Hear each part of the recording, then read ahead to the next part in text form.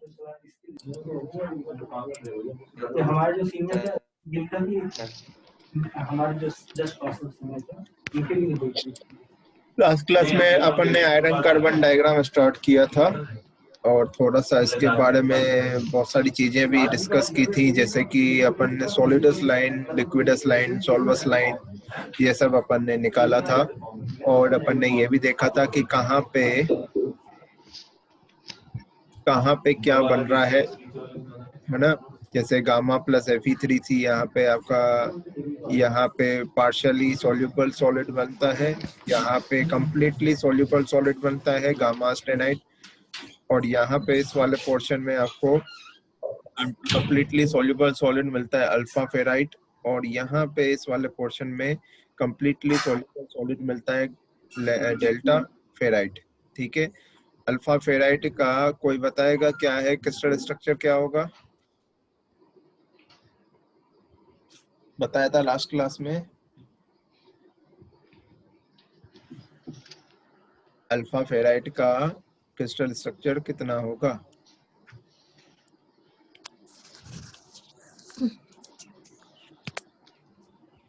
Last class में बताया था ना।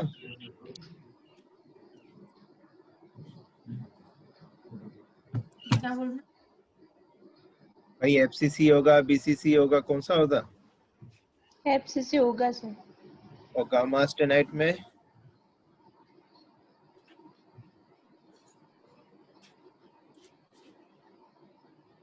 गामा आर्सेनाइड और डेल्टा फेराइट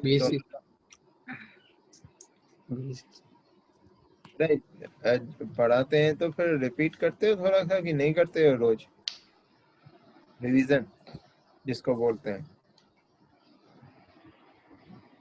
नहीं करते हो तो नुकसान अपना ही कर रहे हो। ये मैंने बताया था ना, at room temperature structure separable form of ferrite alpha iron has BCC crystal structure. ठीक है, तो अपन को कंफ्यूज नहीं होना है, अपन को सिर्फ अल्फा का याद रखना है, बाकियों का अपन को अपने आप पता चल जाएगा। अल्फा फेराइट का BCC क्रिस्टल स्ट्रक्चर होता है, फिर अल्टरनेट चलेगा। गामा का कितना होता है? गामा का होता है आपका FCC क्रिस्टल स्ट्रक्चर, फिर उसका अल्टरनेट फिर से क्या हो जाएगा आपका? डेल्टा फेराइट का क्या है क्रिस्टल स्ट्रक्चर? BCC हो जाएगा। ठीक है, ये बताया था ना मैंने।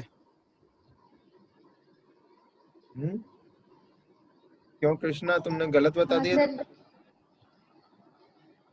हाँ सर बताया था आपने, लेकिन मैंने वापस पढ़ा नहीं सर। ठीक है, अपन ने और भी कुछ डिस्कस किया था, जैसे कि ये यूटेक्टिक पॉइंट है, डिस्कस किया था। ये यूटेक्टोइड पॉइंट है, ये भी डिस्कस किया था। और इस वाले पॉइंट को भी अपन डिस्कस, ये पेरीटेक्टिक पॉइंट है। यहाँ पे अपन को तीन रिएक्शन मिलती हैं, एक तो पेरीटेक्टिक रिएक्शन मिलती है, एक तो यूटेक्टिक रिएक्शन मिलती है, तीसरा आपको कौन सा मिलता है? यूटेक्टोइड रिएक्शन मिलता है। यूटेक्टोइड पॉइंट के लेफ्ट हैंड साइड अपन चलते हैं तो इसको अपन क्या बोलते हैं? इसको अपन बोलते हैं अपन हाइपोयूटेक्टोइड सिस्टम के, हाइपोयूटेक्टोइड कहते हैं। और इसके जस्ट राइट हैंड साइड जाएंगे तो इसको बोलते हैं कहाँ तक? F पॉइंट तक इसको क्या बोलते हैं? Hyper eutectoid. B पॉइंट के लेफ्ट हैंड साइड चलेंगे F पॉइंट तक, B से लेफ्ट चलेंगे F पॉइंट तक, तो वो आपका क्या होता है? हाइपोयूटेक्टिक। B के राइट में एंड पॉइंट तक आपका 6.7 पॉइंट तक अपन चलेंगे तो इसको अपन बोलते हैं हाइपरयूटेक्टिक। ठीक है, अपन ने पहले मैंने आपको असाइनमेंट भी देके रखा हुआ है, आयरन कार्बन डायग्राम सबको बनाना है। वो बनाने का जमा तरीका कर दिया। ठीक है, जमा कर दिया, अच्छी बात है, पर वैसा बनाया जैसे मैंने आपको बोला था। मैंने क्या बोला था कि ग्राफ को आपको 4 पार्ट में वर्टिकली डाउनलोड करना है। कहाँ कहाँ पे वर्टिकल लाइन बनानी है आपको? एक 0.76 पे वर्टिकल लाइन बनानी है, और एक 2.14 पे पैरेलल लाइन बनानी है, और एक आपको वर्टिकल लाइन, और एक 4.1 पे 4.3 पे वर्टिकल लाइन बनानी है। ऐसा करके आपको बनाना है, अपने आप आपको पॉइंट मिलते जाएंगे। यही बोला था कि नहीं? नहीं सर, ऐसा तो नहीं बोला था। नहीं बताया था? नहीं सर, ऐसे डायरेक्ट यही बनाने को कहा था आपने तो। अरे मैंने आपको बोला ना बनाने का तरीका ऐसे है, ये ऐसे तो बनाया जाता, वर्टिकल लाइन और हॉरिजॉन्टल लाइन बना के बनाएंगे ये तो नहीं आप, बताया था सर, ये नहीं बताया था सर। कौन बोल रहा है कि ये नहीं बताया था? तो सुमित बोल रहा हूँ, ऐसे तो सर आपने नहीं कहा था लाइन बना के बना। क्यों पूछो? अब ये बताओ, अब ये इसे कृष्णा पांड्या मैंने ऐसा बोला था कि नहीं बोला था? सर उस दिन है ना, मैं 5 मिनट पहले लेफ्ट हो गई थी सर, क्योंकि मेरे नेटवर्क मतलब आ नहीं रहे थे सर, तो मेरे को नहीं हाँ पता सर, सर वही इसके बारे बात। में। आप लोगों को मैंने जब क्लास स्टार्ट की थी तभी मैंने बोला था कि आपको वर्टिकल लाइन बनानी है, ठीक है, जो जो 4 पार्ट में डिवाइड होगी। फिर उसके बाद अपन को हॉरिजॉन्टल लाइन कहाँ कहाँ से बनानी है? 727 डिग्री सेल्सियस से हॉरिजॉन्टल लाइन, 1147 पे हॉरिजॉन्टल लाइन, फिर 1394 पे हॉरिजॉन्टल लाइन, फिर 1493 पे हॉरिजॉन्टल लाइन, फिर 1538 डिग्री सेल्सियस पे हॉरिजॉन्टल लाइन। अब जैसे ही आप 0.76 पे वर्टिकल लाइन बनाएंगे और 727 से पे हॉरिजॉन्टल लाइन बनाएंगे तो वो दोनों लाइनें कहाँ पे कट करेगी? इस वाले पॉइंट पे। तो ये पॉइंट आपका क्या हो यस सर। जाएगा? यूटेक्टोइड पॉइंट हो जाएगा, बताया था। अब जैसे ही आप हाँ 2.14 पे वर्टिकल लाइन बनाइए और 1147 पे हॉरिजॉन्टल लाइन बनाएंगे तो आपको ये वाला पॉइंट मिल जाएगा। ये वाला पॉइंट आपका क्या होगा? 2.1, ये वाला पॉइंट आपको मिल जाएगा, एक पॉइंट मिल जाएगा, ठीक है। उसके बाद आपको 4.3 पे वर्टिकल लाइन बनाएंगे और 1147 पे हॉरिजॉन्टल, तो आपको ये वाला पॉइंट मिलेगा, बी पॉइंट, जिसको अपन क्या बोलते हैं? यूटेक्टिक पॉइंट मिल जाएगा, ठीक है। ऐसे लाइन बनाते जाएंगे, आपको पॉइंट मिलते जाएंगे बड़े आसानी से। ऐसे ही देखिए वाई एक्सिस पे आपने 1394 पे आपने हॉरिजॉन्टल लाइन बनाई है तो ये पॉइंट आपको मिल जाएगा, डी पॉइंट। ऐसे ही ए पॉइंट आपको मिल जाएगा 1538 पे। ऐसे ही 1493 पे हॉरिजॉन्टल लाइन बनाएंगे, ठीक है, हॉरिजॉन्टल बनाएंगे तो ये वाला पॉइंट मिल जाएगा। तो आपको वर्टिकल और हॉरिजॉन्टल लाइन बना के आप लोगों को पॉइंट पहले तो डिसाइड करनी है। उसके बाद आपको ये क्या है? सोल्यूबिलिटी लिमिट लाइनें बनानी है। कैसे कैसे बनानी है? जैसे मान लीजिए 0.76 अपन को मिल चुका है, तो यहाँ से लेके ऐसे अपन ने लाइन बनाया, फिर इसको एफ से जोड़ा, फिर ऐसे करिए, तो आपको फाइनली आप ऐसे, आपको दिमाग में मतलब याद करने की जरूरत नहीं पड़ेगी, आपको अपने आप डायग्राम बनता जाएगा। या तो एक बार मैं आपको बना के दिखाऊं कैसे बनाना है, यस सर, एक बार आप बता क्लास दो। में बताऊं कैसे बनाना है? हाँ, ठीक है, यस सर। नेक्स्ट क्लास में बताएंगे। चलो ठीक है। Okay sir. अब देखिए phases of Fe3C phase diagram main. हाँ, अपन ने ये नहीं बताया कि ये अल्फा प्लस Fe3C तो अपन को यहाँ पे मिलेगा, पर फाइनली जो अपन को Fe3C कंबाइंड Fe3C यहाँ पे मतलब इस पॉइंट के बाद 6% कार्बन के बाद 6% कार्बन के पास अल्फा फेराइट जो है ना वो इनविजिबल हो जाएगा, मतलब अल्फा फेराइट की एग्जिस्टेंस खत्म हो जाएगी। फाइनली अपन को यहाँ पे 6% कार्बन के बाद अपन को क्या मिलने लगेगा? सीमेंटाइट मिलने लगेगा, जिसको अपन क्या कहते हैं? Fe3C। Fe3C। यहाँ तक आपको, यहाँ तक अल्फा प्लस Fe3C मिलेगा 6% तक। 6% के बाद अल्फा का एग्जिस्टेंस खत्म हो जाएगा, आपको क्या मिलेगा? Fe3C, ठीक है। अब एक एक को अपन ने जो भी डायग्राम में देखा है वो अपन राइटिंग में देखते जा रहे हैं कि अपन कैसे लिखेंगे अपन, ठीक है। आयरन कार्बन डायग्राम आएगा तो डायग्राम के बाद कैसे लिखेंगे देखिए। सबसे पहला पॉइंट है अल्फा फेराइट। अल्फा फेराइट क्या होता है? Solid solution of C in BCCFC। Fe क्या है? आयरन। BCC क्रिस्टल स्ट्रक्चर है अल्फा फेराइट का। और सॉलिड कंप्लीट, आप इसके यहाँ पे ये भी लिख सकते हैं, complete solid solution of carbon in BCC crystal structure of Fe, ठीक है। तो अल्फा फेराइट क्या होता है? स्टेबल फॉर्म ऑफ आयरन होता है एट रूम टेम्परेचर, बिल्कुल स्टेबल है ये, ठीक है।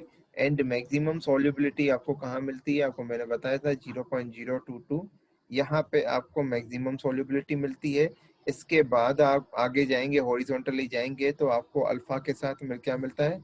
Fe3C भी मिलता है। तो मतलब यहाँ तक आप जा रहे हैं, ये आपका वर्टिकल लाइन बना रहा हूँ, 0.022 के बाद ऐसे वर्टिकल लाइन बना रहा हूँ मैं, तो इस लाइन के बाद अगर आप आगे जाते हैं तो आपको क्या मिलता है, अल्फा प्लस Fe3C। ठीक है, अल्फा प्लस Fe3C मिलता है। इसलिए इसकी कंप्लीटली सॉल्युबल लिमिट कितनी होगी, 0.022। 0.022। कार्बन परसेंटेज 0.022 तक अपन को कंप्लीटली सॉल्युबल अल्फा फेराइट मिलता है at room temperature up to 912 degree Celsius. Up to 912 degree Celsius या 727 डिग्री सेल्सियस। 912 से 12 होगी। भाई 912 पे 0.022% पे तो अपन को गामा स्टेनाइट मिल रहा है। ये देखिए यहाँ से वर्टिकली अपवर्ड गए, अब ये अपन को मिल रहा है ये वाला पॉइंट, और इस वाले पॉइंट पे क्या है, गामा स्टेनाइट है ना। हाँ यस सर। तो अप टू 727 डिग्री सेल्सियस। 727। ठीक है, 727 डिग्री सेल्सियस पे अपन को मैक्सिमम सॉल्युबिलिटी मिलती है अल्फा की at 0.022% carbon up to 727 degree Celsius. ठीक है, इसके बाद है it transform to the FCC austenite at 912 degree Celsius. अब बात आती है 912 डिग्री सेल्सियस की, कि 912 डिग्री सेल्सियस पे जैसे ही आप वर्टिकली अपवर्ड जाते हैं, अल्फा फेराइट को वर्टिकली अपवर्ड लेके जाते हैं, तो 912 डिग्री सेल्सियस के बाद आपको क्या मिलता है, गामा एस्टेनाइट मिलता है, और जिसका क्रिस्टल स्ट्रक्चर क्या है, FCC क्रिस्टल स्ट्रक्चर है। FCC। ठीक है, ये सब बता चुका हूँ, बस ये पढ़ते जा रहा हूँ डायग्राम में, लास्ट क्लास में ये सब बता चुका हूँ मैं, है ना। अब अपन को, अब भाई गामा एस्टेनाइट बन गया, अब बात करेंगे गामा एस्टेनाइट की। गामा एस्टेनाइट वो क्या होता है, वो भी एक कंप्लीटली सॉल्युबल सॉलिड है of carbon in FCC iron. ठीक है, यहाँ पे आयरन का क्रिस्टल स्ट्रक्चर क्या मिलेगा, FCC। ठीक है, गामा एस्टेनाइट जो आयरन है, आयरन और कार्बन का मिक्सचर है, वहां पे आपको क्रिस्टल स्ट्रक्चर कौन सा मिलता है, FCC क्रिस्टल स्ट्रक्चर, और वो क्या है, कंप्लीटली सॉल्युबल होता है। अब इसकी मैक्सिमम सॉल्युबिलिटी लिमिट क्या हो गई, ये हो गई 2.14। ये देखिए लिखा है मैंने, the maximum solubility of carbon is 0.14 wait percentage. ठीक है, तो 0 पॉइंट देखिए यहाँ पे ये मैक्सिमम, ये आपका गामा एस्टेनाइट कहाँ से चल रहा है, यहाँ से चल रहा है ये पूरा यहाँ तक। तो मैक्सिमम कार्बन परसेंटेज गामा एस्टेनाइट में कौन सा मिल रहा है, 2.14 मिल रहा है। जैसे यहाँ पे 0.022 मिल रहा था, वैसे यहाँ पे कितना मिल रहा है, 0.14 मिल रहा है। इसके बाद अगर यहाँ से अपन वर्टिकल लाइन बनाते हैं, यहाँ से अपन वर्टिकल लाइन बनाते हैं, 2.14 के राइट हैंड साइड जाएंगे तो अपन को गामा के साथ क्या मिल रहा है, Fe3C मिल रहा है। Fe3C मिल रहा है। तो मैक्सिमम कार्बन परसेंटेज आपका यहाँ पे कहाँ पे मिलेगा, 2.14 carbon percentage and temperature 1147 degree Celsius, 1147 degree Celsius पे। इसके बाद अपन अगर ऊपर जाते हैं यहाँ पे, तो आपका यहाँ पे कार्बन का परसेंटेज कम है, यहाँ पे कार्बन परसेंट मैक्सिमम सॉल्युबिलिटी आपको कहाँ मिलेगी, 2.14 पे, जैसे यहाँ पे मिल रही थी ना, वैसे ही यहाँ पे। ठीक है, और transform to BCC delta ferrite at 1395 degree Celsius. आपका ये गामा एस्टेनाइट कहाँ पे कन्वर्ट होता है डेल्टा में, इस पॉइंट पे, ये वाला पॉइंट। ठीक है, ये मैंने पॉइंट इंडिकेट किया है 1394 डिग्री सेल्सियस।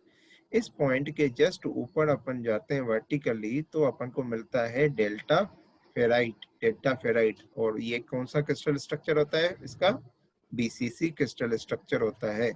ठीक है, transform to BCC delta ferrite at 1395 degree Celsius. Main point आपको यहाँ पे, ये इंपॉर्टेंट पॉइंट है, ये पॉइंट आपका क्या है कि गामा एस्टेनाइट जो है स्टेबल फॉर्म ऑफ आयरन नहीं होता है। It is not the stable below the eutectic temperature 727 unless cooled rapidly. मतलब आपको क्या है यहाँ पे 727 डिग्री सेल्सियस, 727 डिग्री सेल्सियस क्या है आपका, ये यूटेक्टिक टेम्परेचर यूटेक्टिक टेम्परेचर 70, ये गलत लिखा हुआ है शायद।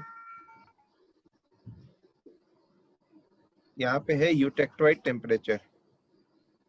हाँ सर, यूटेक्टिक तो कुछ और है।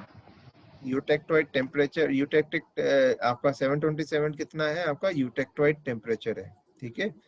ये यूटेक्टोइड लाइन है ना, और ये यूटेक्टिक हाँ, लाइन। यूटेक्टिक टेम्परेचर तो 1147 है। 1147। तो गामा आर्सेनाइड आपका अनस्टेबल होगा बिलो 727 डिग्री सेल्सियस।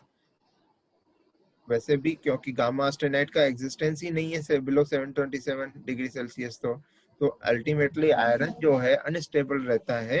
आयरन जो है आपका कहाँ से कहाँ स्टेबल कहाँ पे रहता है?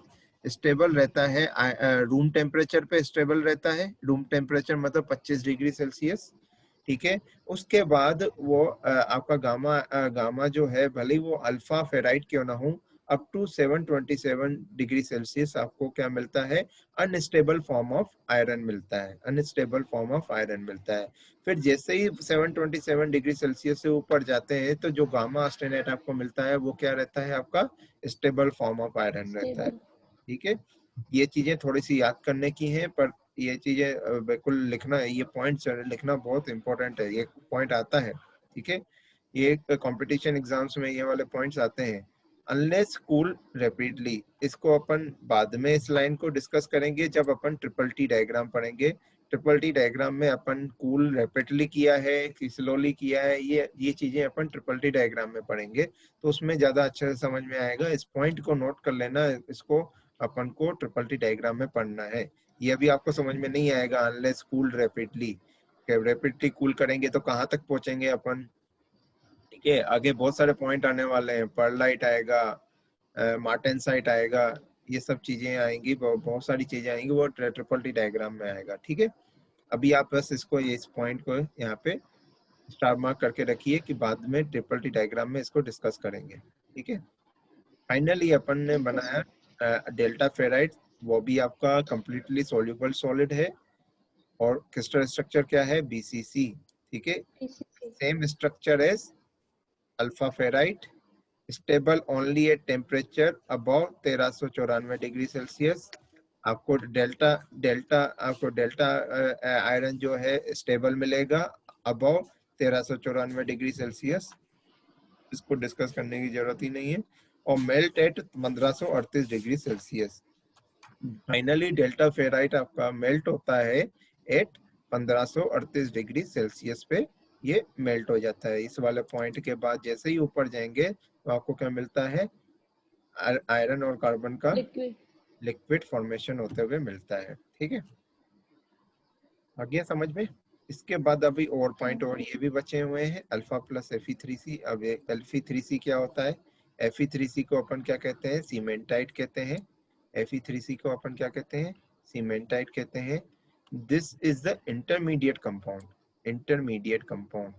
And is Meta stable. किसी को पता है मेटा स्टेबल क्या होता है? किसी को पता है? सुना तो है सर। सुना है, मैंने भी सुना है, आपने भी सुना होगा। ऐसे नहीं है, सुनना ही नहीं है ना, अपन को समझना भी है।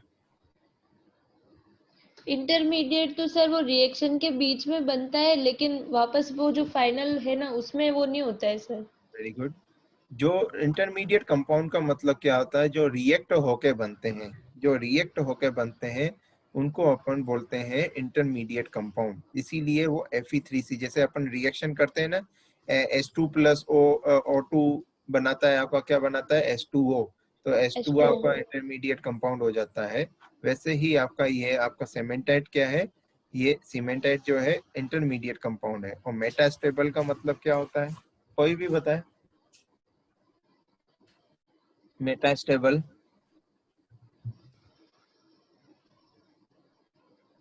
मेटास्टेबल तो कोई स्टेट होती है ना सर इसकी। भाई, जैसे स्टेबल होता है वैसे ही मेटास्टेबल होता है।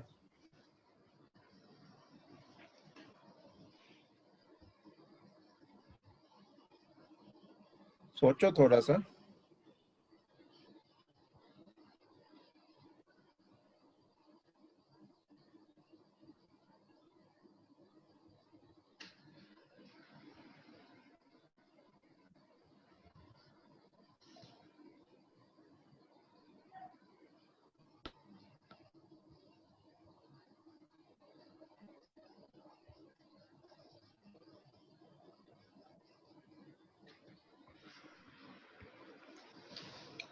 नहीं पता किसी को? नहीं सर।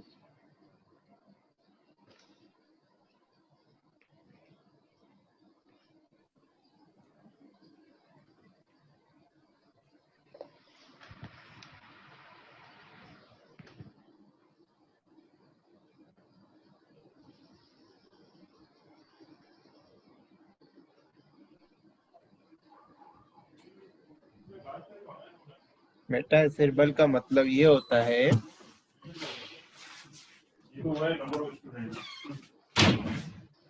कि मेटास्टेबल का मतलब क्या होता है कि पार्शियली ये आपका इक्विलिब्रियम स्टेट में होता है, पार्शियली अनइक्विलिब्रियम स्टेट में होता है। जैसे अल्फा फेराइड जो है, अल्फा फेराइड से अस्टेनाइट आपका जो बन रहा है, तो अस्टेनाइट से फेराइट, अल्फा फेराइड भी अपन बना सकते हैं कूल करके। जैसे अपन जा रहे हैं ऊपर, जैसे ये मान लीजिए अल्फा फेराइड से को अपन हीट कर रहे हैं, 912 डिग्री सेल्सियस से ऊपर जा रहे हैं, तो अपन को क्या मिल रहा है? गामा अस्टेनाइट मिल रहा है। Gamma austenite. ऐसे ही अपन गामा अस्टेनाइट से अपन अल्फा फेराइड बना सकते हैं कूल करके बना सकते हैं, कूल करके बना हाँ। सकते हैं। तो वो दोनों ये रिएक्शन क्या हो गई, जिसको अपन ऐसे ऐसे बनाते हैं, ये रिएक्शन, तो इसको अपन क्या कहते हैं? इक्विलिब्रियम। तो सीमेंटाइट जो है वो पार्शियली इक्विलिब्रियम सिस्टम है, इसीलिए इसको अपन क्यों क्या कहते हैं? मेटास्टेबल। ठीक है, किसी पॉइंट पे आपको किसी पॉइंट पे आपको क्या मिलेगा? इक्विलिब्रियम सिस्टम मिलेगा, किसी पॉइंट पे आपको अनइक्विलिब्रियम सिस्टम मिलेगा। तो जैसे मान लीजिए अपन को सीमेंटाइट के बाद अपन और कार्बन बढ़ाते जाते हैं, तो हमें क्या मिलता है? ग्रेफाइट मिलता है। तो ग्रेफाइट से आप फिर से वो बना सकते हो क्या? स्टील। ग्रेफाइट से फिर से स्टील बना सकते हो?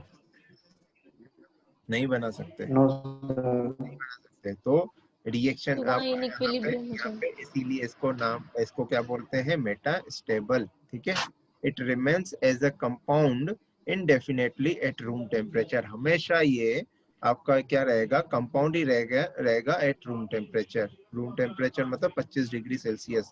हमने ये ग्राफ प्लॉट किया है 400 से। ठीक है, तो रूम टेम्परेचर पे ये हमेशा indefinitely आपका क्या रहेगा?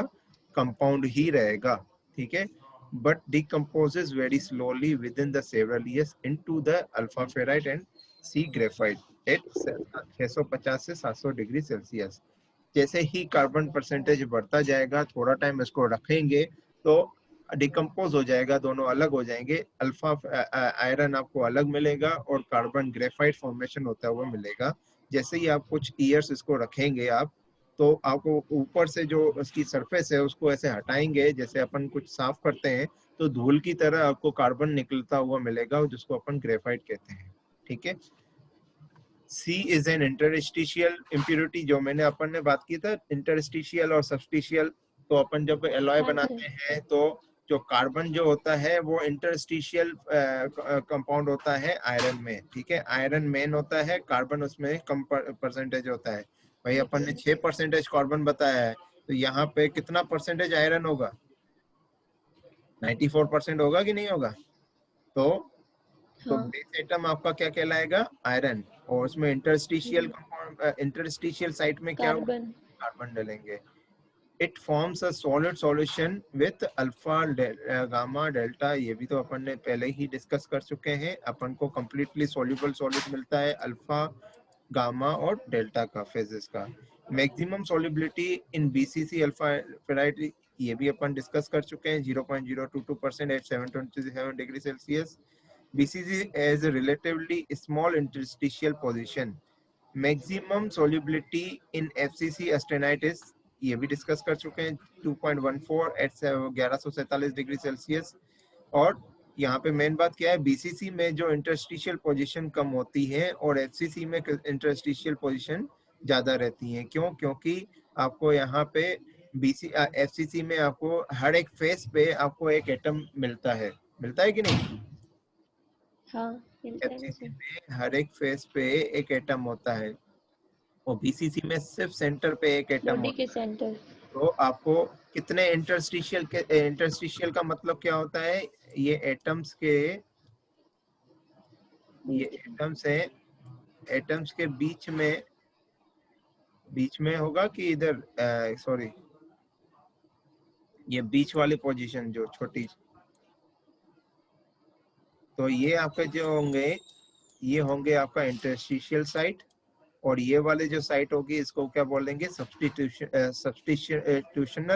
साइट, जिसमें Fe रहेगा और इसमें क्या रहेगा, कार्बन। तो जितने ज्यादा देखिए यहाँ पे एटम, इधर भी एटम रहेगा, अगर FCC रहेगा तो इधर भी एटम रहेगा, इधर भी एटम रहेगा, इधर भी एटम रहेगा, इधर भी एटम रहेगा। तो अपन को इंटरस्टिशियल साइट अपन को FCC में ज्यादा मिलती है एज कम्पेयर टू BCC में, ठीक है। तो मैकेनिकल प्रॉपर्टीज में क्या है, द सीमेंट नेट चल रहा है, आवाज आ रही है मेरी? हाँ sir. Cementite is very hard and brittle, जैसे कि आप जानते ही हैं, जैसे जैसे कार्बन परसेंटेज बढ़ाते जाते हैं हमें हार्ड मटेरियल और ब्रिटल मटेरियल मिलता जाता है। जैसे कि बात करें कि जो माइल्ड स्टील है, माइल्ड स्टील में कार्बन परसेंटेज कम रहता है और कास्ट आयरन में कार्बन परसेंटेज ज्यादा रहता है। तो कास्ट आयरन आपका ब्रिटल मटेरियल होता है और माइल्ड स्टील आपका क्या होता है, डक्टाइल मटेरियल होता है। तो जैसे ठीक है, आपको ये शायद नहीं बताया हुआ है मैंने क्लियरली, अभी फिर से बता रहा हूँ कि जैसे जैसे अपन कार्बन परसेंटेज बढ़ाते जाते हैं स्टील में अपन कार्बन परसेंटेज बढ़ाते जाते हैं तो हमें मटेरियल कौन सा मिलता है, मटेरियल की प्रॉपर्टी क्या मिलती है, ब्रिटल होती होती जाता है। जितना कार्बन परसेंटेज बढ़ाते जाएंगे ब्रिटल होता जाएगा मटेरियल, ब्रिटल होता जाएगा। जैसे जैसे ब्रिटल होता जाएगा मटेरियल हार्ड भी होगा। तो आप लोगों को पता है कास्ट आयरन आपका क्या होता है, कास्ट आयरन क्या होता है, ब्रिटल मटेरियल होता है, और माइल्ड स्टील क्या होता है, डक्टाइल। तो कार्बन परसेंटेज आपको कास्ट आयरन में मिलता है up to 4.2 degree 4.2 percentage, 4.2 percentage पे आपको कास्ट आयरन मिलता है, 4.2 परसेंटेज कार्बन में आपको कास्ट आयरन मिलता है। और माइल्ड स्टील जो मिलता है वो 0.2 परसेंटेज कार्बन पे मिलता है, 0.2 परसेंटेज कार्बन पे। तो अपन ने क्या किया, कार्बन परसेंटेज बढ़ाया तो मटेरियल आपको क्या मिल गया, ब्रिटल मिल गया, ठीक है। तो मैकेनिकल प्रॉपर्टी सीमेंटाइट आपका कहाँ पे मिल रहा है, 6 परसेंटेज में है, 6% भाई 4.2 पे ही आप कह रहे हो ब्रिटल मटेरियल है कास्ट आयरन, तो 6 परसेंटेज पे आपको का सीमेंटाइट मिल रहा है, तो वो क्या होगा, हार्ड और ब्रिटल होगा। हाँ। तो cementite is very hard and brittle, can strengthen steel. Mechanical properties also depend on the microstructure, that is how ferrite and cementite are mixed। मतलब कि आपका जो यहाँ पे इस पोर्शन पे आपको माइक्रोस्ट्रक्चर कैसा मिल रहा है उस पे भी उसकी मैकेनिकल प्रॉपर्टी डिपेंड करती है। मैकेनिकल प्रॉपर्टी डिपेंड करती है कि कैसे अपन ने हीट ट्रीटमेंट किया है, हीट ट्रीटमेंट अपन ने कैसे किया। जैसे मान लीजिए मार्टेनसाइट है, मार्टेनसाइट आपको हार्डेस्ट मटेरियल बनाता है, ठीक है, स्टील का हार्डेस्ट मटेरियल होता है ये मार्टेनसाइट को कैसे बनाते हैं, अपन उसको पहले तो हीट करते हैं अप टू 600 से 700 डिग्री सेल्सियस। उसके बाद रैपिडली कूल करते हैं उसको, मतलब वाटर कूलिंग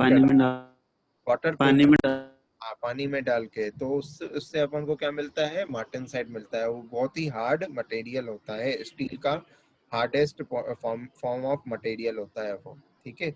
तो कैसे पता चल रहा है अपन को, अपन ने हीट ट्रीटमेंट किया, हीट ट्रीटमेंट करने के बाद अपन ने टेस्टिंग की, हार्डनेस टेस्ट किया, तो उससे पता चला कि भाई इसकी हार्डनेस चेंज हो रही है। पहले हार्डनेस क्या थी, कम थी, अब हार्डनेस जो है बढ़ गई। तो इसीलिए डिपेंड करता है माइक्रोस्ट्रक्चर पे भी कि कैसा माइक्रोस्ट्रक्चर है, उसकी मैकेनिकल प्रॉपर्टी वैसी ही रहेंगी, ठीक है। इसलिए अपन जब भी अपन एनालिसिस करते हैं मटेरियल साइंस में, जैसे मान लीजिए आगे चल के मटेरियल साइंस से रिलेटेड अगर आप प्रोजेक्ट कर रहे हैं, जैसे कोई मटेरियल आप नया अपना अलॉय बना रहे हो, अलॉय बनाने से पहले आप लोगों ने उसका वो आपने पहले से ही प्लानिंग कर ली, रिजल्ट्स आपको क्या चाहिए। मान लीजिए कि मेरे को ऐसा मटेरियल चाहिए, जैसे एल्यूमिनियम मान लिया, एल्यूमिनियम का अलॉय बना रहा हूँ कि मेरा टारगेट ये है कि एल्यूमिनियम की स्ट्रेंथ इतनी बढ़ानी है जितनी कि स्टेनलेस स्टील की स्ट्रेंथ है, ठीक है। आपका स्टेनलेस स्टील की स्ट्रेंथ के बराबर एल्यूमिनियम अलॉय की बनानी है, ठीक है।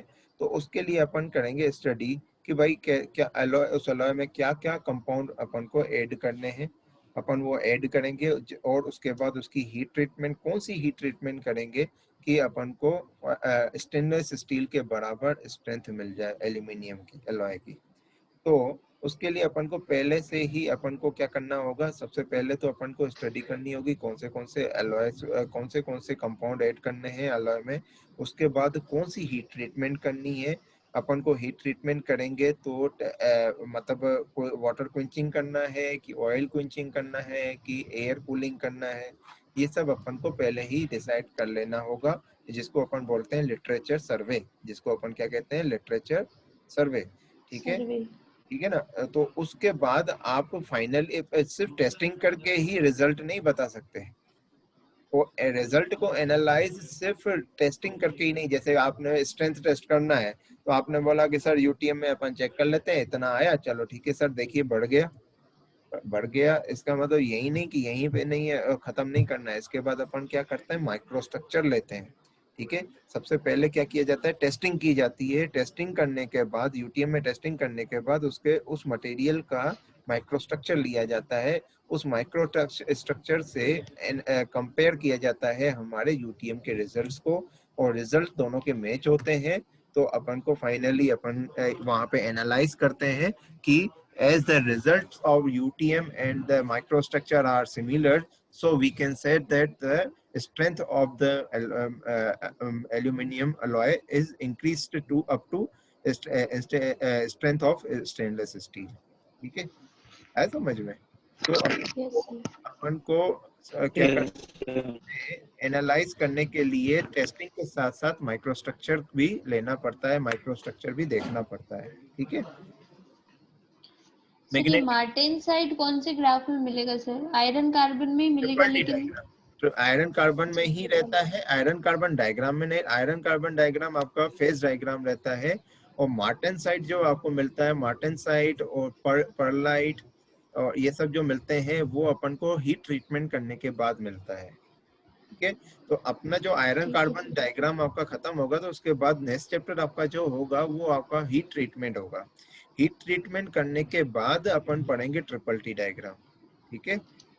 हो सकता है शायद आपके सिलेबस में ट्रिपल टी डायग्राम पहले है, हीट ट्रीटमेंट बाद में है, पर ट्रिपल टी डायग्राम से पहले आपको हीट ट्रीटमेंट, अलग अलग हीट ट्रीटमेंट पढ़ना जरूरी है, ठीक है। तो आयरन कार्बन डायग्राम खत्म होगा तो आपको अपन स्टार्ट करेंगे चैप्टर हीट ट्रीटमेंट, ठीक है ना। सर वापस रिजॉइन करना है क्या? टाइम हो गया है क्या? हाँ सर 55 बनेगा। अटेंडेंस आप लोगों की मैंने लगा ली है, वैसे मैं देखते जा रहा था, अटेंडेंस लगा ली थी मैंने, एक्सेल शीट में कर दिया था मैंने इसको। एक बार कंफर्म कर लेता हूँ कौन कौन है। अभिषेक है, अंकित है, अनुभव है, भावना, भूपेश, दीपचंद, धैर्य, जसवंत, कार्तिक, कृष्णा, ललित, नवीन, राघवेंद्र, सोनू, सुमित, विनोद, विश्वजीत, ये सब थे। कोई छूट तो नहीं गया? सर मेरा नाम नहीं है, मनराज। Manraj, yes sir. ठीक है, हो गया। सर रिजॉइन करना है क्या? नहीं बेटा, बस यहीं पे ही अपन क्लोज करते हैं। अब नेक्स्ट क्लास में अपन पढ़ेंगे तो आयरन कार्बन डायग्राम कंप्लीट करेंगे, ठीक है। और वहीं तक ही आपका आएगा मिड टर्म में, जहां से मैंने स्टार्ट करवाया। और आज मतलब जो आयरन कार्बन डायग्राम जिस दिन खत्म होगा वहीं तक आपका मिड टर्म एग्जाम में आएगा। और मिड टर्म सर एग्जाम आप कल वो समझाओगे डायग्राम ग्राफ पे? कौन सा डायग्राम? आयरन कार्बन डायग्राम वो मैं कल आपको समझा दूंगा। 2 क्लास और ले लेंगे आयरन कार्बन की। तो सर आज उसके असाइनमेंट की ड्यू डेट है तो कल कर सकते हैं, समझने के बाद बना के। कर लेना, कल ही कर लेना भले, कोई दिक्कत नहीं, हाँ ठीक सर, है। बाकी वो वैसे बना के तो कर दिया आपको। उसको डेट को बढ़ा ही देते हैं, ऐसा करते हैं, और आप लोगों को रिटर्न कर देते हैं, मंडे ट्यूसडे तक का कर लेते हैं, ठीक है।